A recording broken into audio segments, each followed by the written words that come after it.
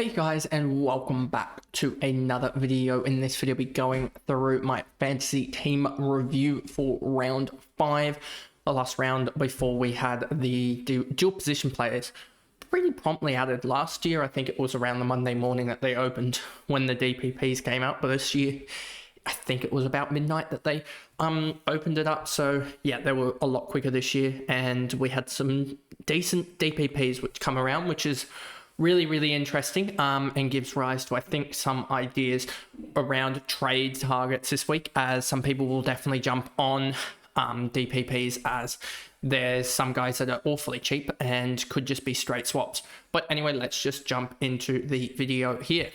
So as we see here, you can see that I scored a 2078. I know that I was beaten out by a couple points to some of the guys that I sort of work around. So yeah, disappointing that I lost to them. I think I lost by about 3 points, or maybe 5 or 6 to another. So I think I lost 2 of them by under 10 points. Team value is, I think now it's about 21 million, which is about $1 million behind the others.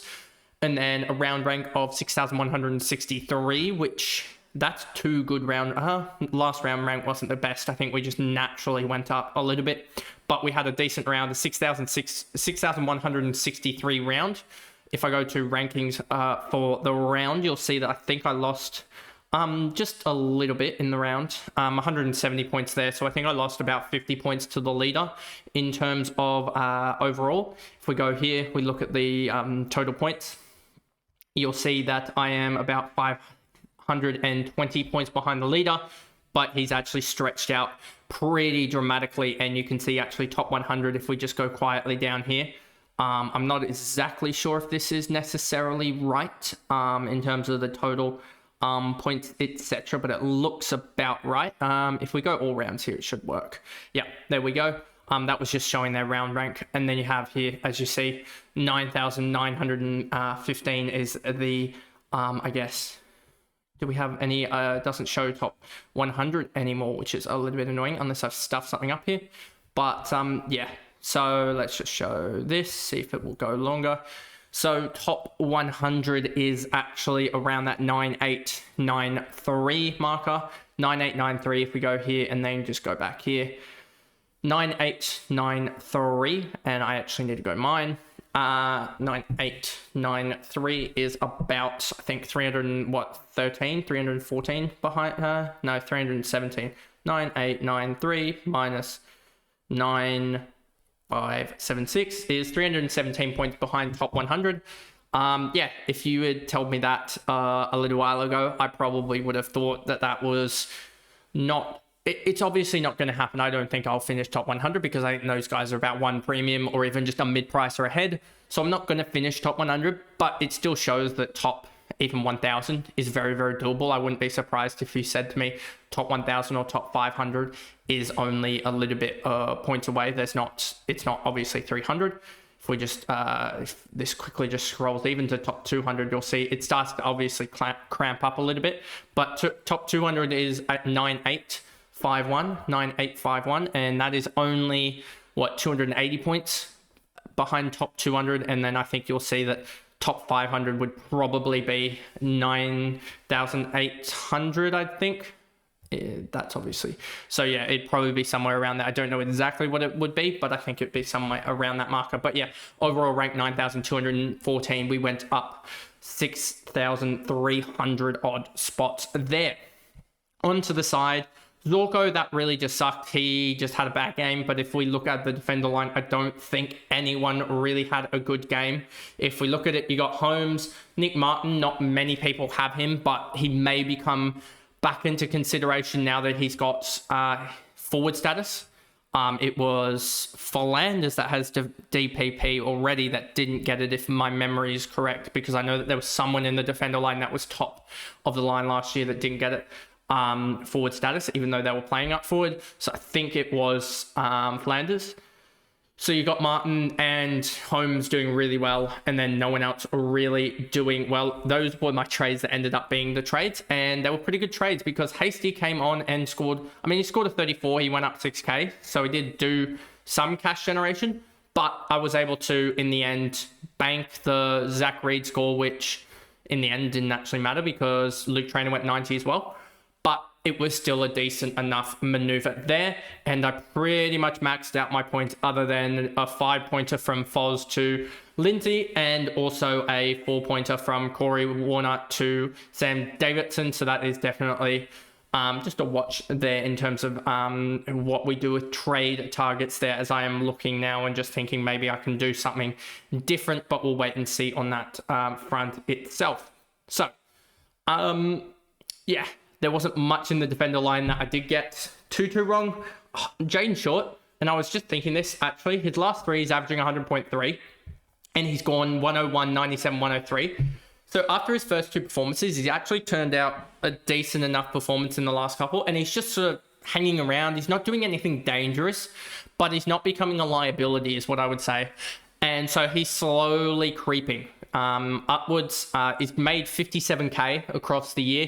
And if he goes and scores another 100, he'll go and make another probably 25k. So he's slowly but surely just making 25 or so, 20, 25k the last 2 or 3 weeks here. And slowly making cash, but also just putting in the scores that you need, just pumping out scores that are close enough to those premiums that are good 200k more expensive. And some of them were also dropping stinkers like we saw with Zorko, Sheasel. If we go to 900k bracket here, you'll see Flanders is 78, Josh Dacos. Well, these guys just got Josh Dacos added defender status, but even Amond and Whitfield we don't need to talk about for Supercoach purposes. Roy Laird added it, but he went 89 as well. And then Wangani Malera barely got over for the 102. So you can see right there that defender line is looking pretty bleak on the top of the line. So you can really just hold these guys. Like Matty Roberts isn't actually burning too many points, I would say. If you see Lockie Ash and James Sisley got there, but he isn't burning too many points in terms of the guys around him. Like he realistically burnt maybe 10, 15 points, Matty Roberts. So I'm not too worried about him just yet. There is a little bit of worry with him in the next sort of week or so, but we'll see how he goes in the next week. Riley Bice, 94, he's been perfect, and his just cash generation is just going to fly. He has put Adelaide at the SCG this week and is projected to make another 80 odd K, which is with a 69. He could go higher than that and still make another 100K this week. 80k next week and then 50k the week after. That would be another like 230k. So he's just there or thereabouts and just going well. And then you had Zach Reed and Luke Traynor. They're bound probably to have a bad game between them sometime soon, but we'll just see how that develops. Obviously can try and loop. Let's just see when GWS plays. GWS plays Adelaide, but we got Essendon on the Friday night, which is great. So yes, I can loop. Do the exact same looping mechanism as I had last week with Zach Reed through James Leake if James Leake doesn't play, and then or isn't selected, sorry, and then Luke Traynor here as well. Should help also that GWS didn't have no one had a VFL game, so it doesn't mean that James Leake put his hand up or anything. So that means that he probably shouldn't be back in the side aside from injury, and I don't think they had any injuries. So that means that he should be able to be looped. Or a loop red dot there. And then you go into the midfield. Jack Sinclair, 106, really good there. Just job done from him. One of the top aligned defenders as well, just using his DPP to get access to the dual defender line, because if you think about it, I actually gained 36 points going this route here, but I might have even put Moraes over Finn O'Sullivan, which would have been 50 points that I gained through doing Jack Sinclair in the midfield. And so what? If there was another defender, I could even consider putting Harry Sheasel in here and then moving Xavier Lindsay off, but I think Xavier Lindsay should be better for it in the long run, given that was his first game back and it was heavily managed. Like if we extrapolate his score, I think you get him up to a 61 or so. Let me just double check that. 80 divided by 64 times by 49 gives you a 61.25 if you extrapolate his score. So that's fine. Tom Gross, he's doing exactly what we needed him to do. 72 there from him. He's averaging 67 on the year and now has Essendon. He did it against Carlton as well. Don't remember if Carlton are a hard or easy matchup, but he should be fine. He did the job. I know that they probably could bring Tim Kelly back this week, but I don't know if they will. So just hoping that they don't, because if they don't, then he gets another run at it. another run at it, sorry, and he could easily make another. That's projecting him to make 115, 155k in the next 3 weeks. I could easily see him making a good another 30k on top of that. So 185k in the next 3 weeks, get to 500k. And then that's 250k or so that he can be used in a downgrade option. A one up, one down, sorry. Finn O'Sullivan is slowly tracking there with Cash Gem. We're just waiting for a big game from him, but it doesn't seem to be coming. He ended up on 54, which he's gone 51, 33, 52, 54. You see, if he just keeps on going with 40s, he makes another 35, 46k in the next 3 weeks with 47s. That's probably roughly on par with him. So yeah, not going to make too much cash, but slowly churning it out, just waiting for a big sort of 70 plus score just to dunk that negative, dunk the break even near enough around the negative marker and get that big sort of back-to-back 40, 50k week cash gem. But yeah, just not moving too much. Camporelli, don't know why he's not playing, simply put, but sort of expected it, to be honest with you, given how if you put your Voss lens on, he doesn't play, but if you take your Voss lens off, then he should be playing. Max Gorn 118, and then Tom de Koning 75. De Koning has the massive threat of Pitnet. They also play at... Okay, they play on the Friday, so we should know, they play early Friday, so we should know by then what's happening with him, but yeah, we'll just have to wait and see. Max Gorn, 118, he is back, and he's massively outdoing Cherry now, so yeah, glad about that. That is about a 10 or 11 point swing now that we had to wait, and he has Fremantle, Richmond, and also the Eagles. Those matchups should be kind to him, so let's hope that he can put up some decent scores there. Jack McRae finally had a really down game. He went big in the first 3, but then last 2, he's really struggled. Just got tagged out of the game here and really struggled to get the marks. You can see the last 2 weeks, 1 mark in the last 2 weeks and only 19 kicks, whereas it was averaging about 15 kicks a game the last first 3 games of the year. So yeah, down definitely on the kicks and the marks, and that's where he's losing a lot of points. Horne-Francis is back. Glad that I held in the long run on both. Sadly, can't say the same about Rosie, who's in that half back role. Bailey Smith, 102, perfect. Same with the likes of Caleb Daniel. Caleb Daniel could be... I think he'll still be fine in the long run in the forward space, given that, I think we'll see Petrarca and Chad Warner and guys like that average like 95, 90 or so. I don't think we'll see them average the big scores. If we go to the rucks, the forwards, and then go the last game of the round last week, you saw Petrarca 103, 879k. That's a simple Finn Callaghan upgrade. Oh, and then that would leave me...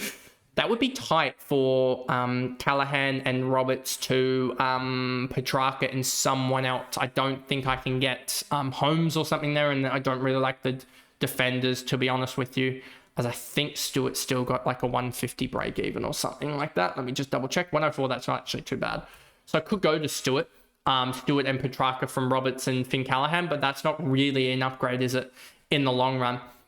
But anyway, yeah, the forward line is interesting with Petrarca there. You also had, as you can see, Chad Warner's a little bit down here, 871k, has a 113 break even, so I wouldn't be touching that anyway, as he is averaging on the year 82. 82 is 5 points lower, 5 points higher than Riley Sanders, and we all want most of us are considering heavily trading Riley Sanders. So why would you get a guy averaging 5 more that is priced another 100k on top of Riley Sanders? Is just the thought there with Chad Warner. Christian Petrarca, different. He's averaging 89, which is 12 more, and he is 160k more. So it is slightly the points per.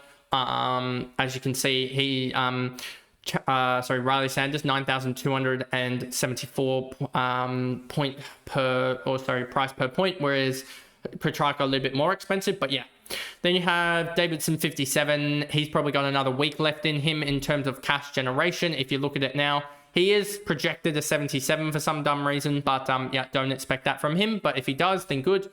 That would be good. But yeah, expect him to have a couple of down weeks. Not down weeks, but just in general, not score that well. As if you take the 125 out of his system, he is averaging like 57.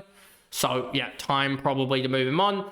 soon. And then you've got Corey Warner and Connor Stone alongside Christian Moraes there on the bench, just making slow cash they are. And yeah, we'll just see if I want them or not to go in the coming week or so. But anyway, that is the video there. If you guys did enjoy it, remember to like and subscribe, turn the notification bell on so you know when I upload. If you are listening on Spotify, give me a follow and a rating over there, and I'll see you guys back for the Supercoach review later.